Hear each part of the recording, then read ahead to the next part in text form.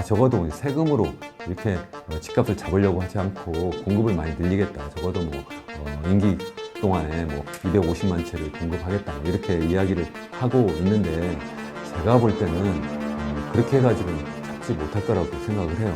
결국 세금으로 잡아야 된다고 저는 생각을 해요. 그러니까 세금을 어떻게 하느냐면 이게 계속 재산세 높인다고 했는데 그러다 보니까 도리어 가격이 튀어오르더라.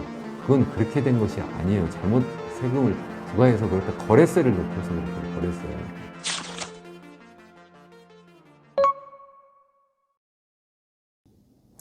그 예전에 노무현 정부 때나 아니면 문재인 정부 때 집값이 사실 많이 올랐어요. 최소한 그 임기 동안 각각 한 2배 내지 3배씩 이렇게 올랐기 때문에 이번에도 또 그럴 것이다 이렇게 생각하시는 분들도 많이 계신데 그때와 지금은 상황이 굉장히 많이 다르다고 저는 생각을 해요. 일단 첫 번째는 그 당시만 해도 일단 바로 직전 그 정권에서는 부동산 가격이 전반적으로 안정 또는 침체되던 그런 상황이라서 이제 사이클상으로 좀 다시 업되는 그러한 구간에 있었던 것도 한 가지고, 또 두 번째는 전반적으로 그 당시만 해도 우리나라의 경제 성장이 최소한 5% 이상 이렇게 했었고, 또 특히 이제 문재인 정부 때는 이제 코로나 이후에 유동성이 이제 크게 많이 풀리고 이제 금리가 많이 낮아지면서 사람들 또 적극적으로 또 집을 살려고 하는 그러한 여러 가지 환경이 조성되었기 때문에 이제 집값이 많이 올랐다는 건데, 지금은 그렇지 못할 거라고 저는 생각을 해요.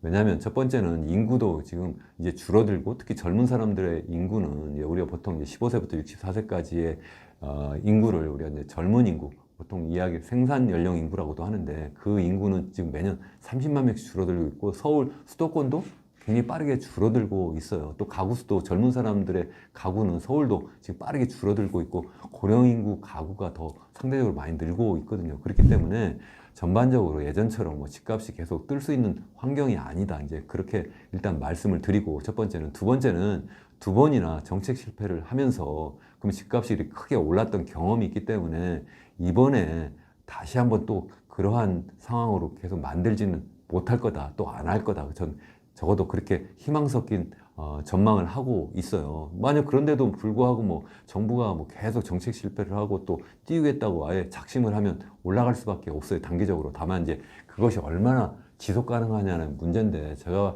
적어도 지금 상황에서는 그런 상황으로 가지 않을 거다. 저도 그렇게 이제 생각을 하고 있습니다.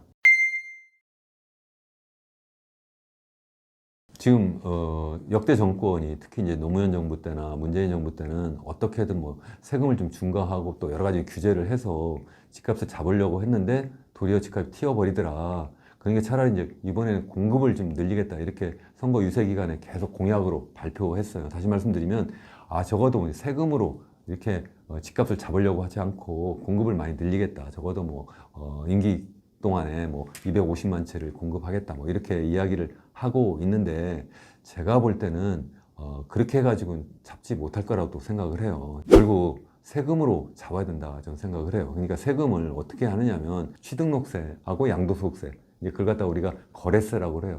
또 하나는 일단 구매를 하게 되면 그러면 이제 보유할 때 내는 보유세가 있잖아요. 그걸 재산세라고 해요. 그러면 우리나라는 어떻게 되어 있냐면 재산세는 너무 낮아요. 우리가 OECD 국가를 이제 선진국 국가들의 클럽이라고 이야기하는데, 선진국가 평균보다 낮아도 많이 낮고, 반대로 취등록세, 특히 이 양도소득세가 너무나 높아요. 그러니까 잘못되었다.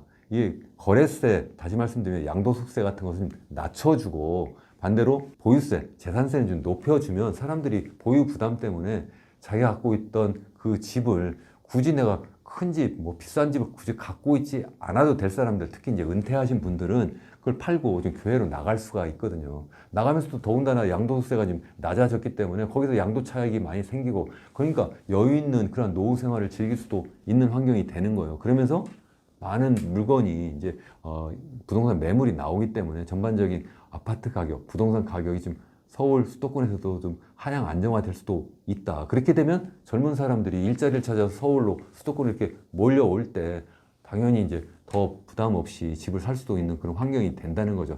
또 한 가지는 공공주택을 많이 하겠다고 하는데 구체적인 그런 계획은 나와 있지 않은데, 제가 볼 때는 민영주택보다는 공공주택을 획기적으로, 그것도 양질의 공공주택을 아주 좋은 지역에 많이 공급해야 된다. 저는 그렇게 생각을 하고 있어요. 그럼 어떻게 하면 되느냐? 우리 뭐 LH 같은 경우에 우리나라의 그 LH가 하고 있는 일이 뭐예요? 결국은 이 토지를 개발해서 그걸 갖다가 직접 집을 짓는 것도 일부 있지만 대부분 이 민영 건설업자한테 다 분양을 해버려요. 이렇게 분양을 하면서 이것도 최고 그 경매 입찰한 그러한 업체한테 그걸 넘겨버리니까 이게 너무 집값이 비싸지는 요인이 되는 거예요. 그러니까 너무 비싸게 땅을 사버렸으니까 당연히 건설업자들은 분양할 때도 그것을 원가에 포함시켜서 또 비싸게 분양하게 되니까 집값이 계속 올라갈 수밖에 없다는 거죠. 그러니까 그렇게 하지 말아라. LH가 직접 토지도 개발하고 직접 집을 지면 된다. 그럼 직접 어떻게 다 지냐? 자기들 갖고 있는 그 인력이 충분하지 못한데 당연히 그 갖고 있는 토지를 분양하지 않은 상태니까 건설하는 것만을 하청을 주라는 거예요. 건설을.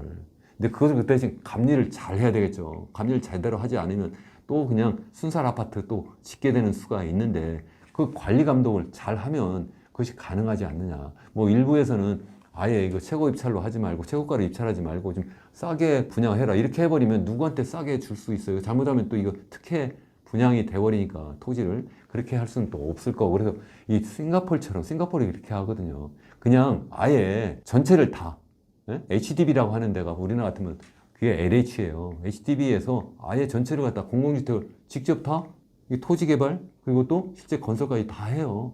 정말 좋은 지역에 있는 좋은 공공주택이고 그중에 또 그것도 전부 다 임대가 아니라 다 이게 자가 소유를 할 수 있도록 이렇게 만들어 놨어요. 90%가 다 자가 소유예요.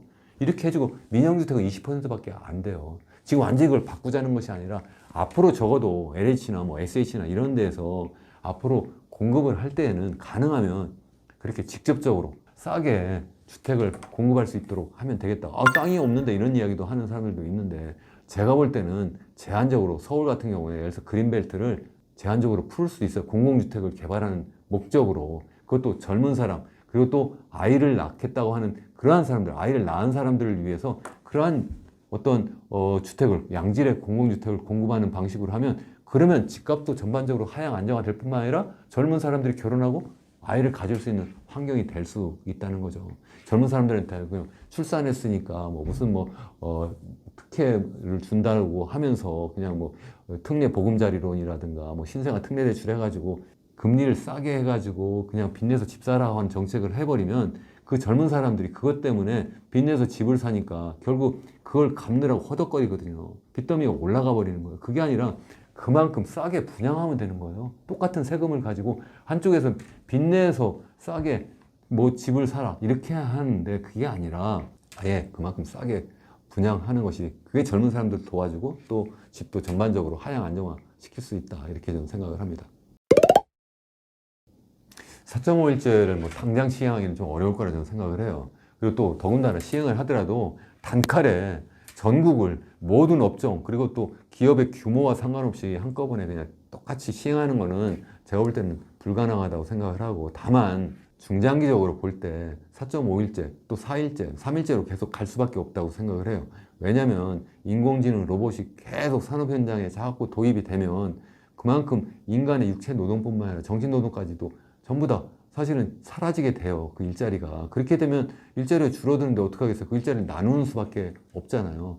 그런 측면에서 앞으로 중장기적으로 계속 이제 그 근로할 수 있는 그 날짜, 시간을 계속 줄여 나갈 수는 있겠다. 그것도 다만 좀 전에 말씀드린 것처럼 전국을 그리고 또 모든 산업을 규모와 상관없이 단칼에 자르는 거는 좀 어렵지 않을까 이렇게 저는 생각을 하고 있습니다.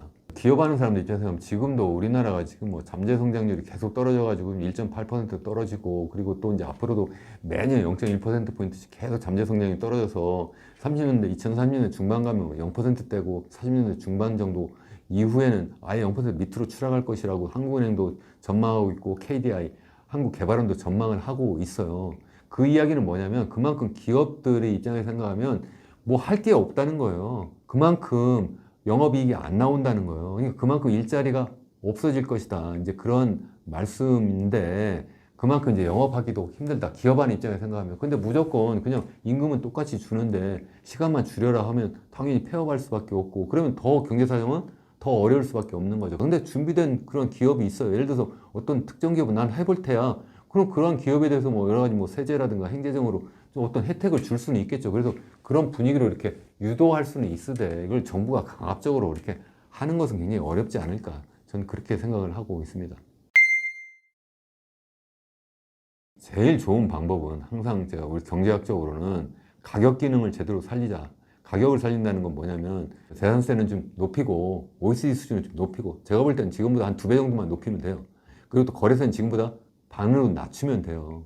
그래야 전체적으로 이제 부동산 관련 세입은 똑같이만 만들어주면 그러면 그것 때문에 사람들이 당연히 많이 공급을 좀 할 것이다. 그렇게 되면 서울 수도권도 가격이 하향 안정화될 수밖에 없을 것이다. 이렇게 생각을 하고 또 하나는 재산세를 지금처럼 뭐 1가구 1주택에 대해서는 그냥 면세해주고 뭐 2가구부터는 더 많이 중과를 한다. 이렇게 돼버리잖아요. 지금 종합부동산세도 그렇고. 그건 다 없애자는 그게 아니라 총액 기준으로 한 채든 두 채든 세 채든 상관없이 총액 기준으로 해버리면 지방에 뭐 5채, 10채 갖고 있는 것이 서울에 강남에 한 채 갖고 있는 것보다 총액으로 보면 더 높지 않으면 세금 덜 낼 거 아닙니까? 그럼 서울에 있는 사람들도 지방에 있는 그 집을 더 구매를 하고 그래서 세카놈으로 내가 여유 있게 주말에 가서 살 수 있는 그러한 집을 또 구매하려고 하는 그런 여러 가지 수요도 생길 수가 있잖아요. 그럼 자연스럽게 지방도 부동산 가격에 살 수 있고 서울은 반대로 하향 안정화 될 수도 있는 거예요. 그것이 전 가능하지 않을까. 다만 지금 뭐 그거 말고도 지방을 살리겠다 해가지고 뭐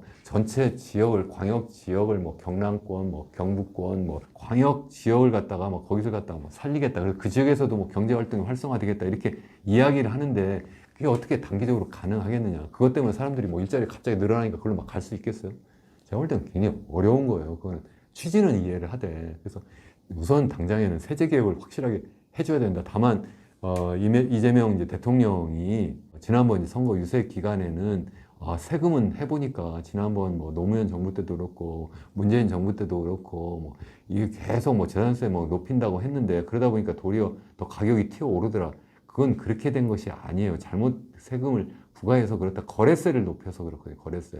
양도세 막 높여버리니까 물론 그때 종합부동산세도 좀 높이긴 했는데 양도세를 높여버리니까 사람들이 그걸 팔지도 못하고 그냥 붙잡고 있는 상황이 돼버린 거예요. 상대적으로 보유세는 높지도 않은 상태고 그런 상황이 계속 가니까 그랬는데 이제 세금을 더 이상 높이지 않겠다 뭐 이렇게 유세 기간에 이야기를 하셨는데 제가 볼 때는 다시 한번 고려를 해야 된다. 그리고 이제 또 공급은 또 많이 늘리겠다 했는데 그 공급을 늘린다고 하는 것은 앞서 말씀드린 것처럼 이 공공주택을 좀 많이 양질의 공공주택을 정말 수요가 있는 지역에 그것도 젊은 사람들 정말 일자리를 찾는 사람들에게 우선적으로 분양하는 방식으로 좀 늘려줘야 된다. 저는 그렇게 생각을 합니다.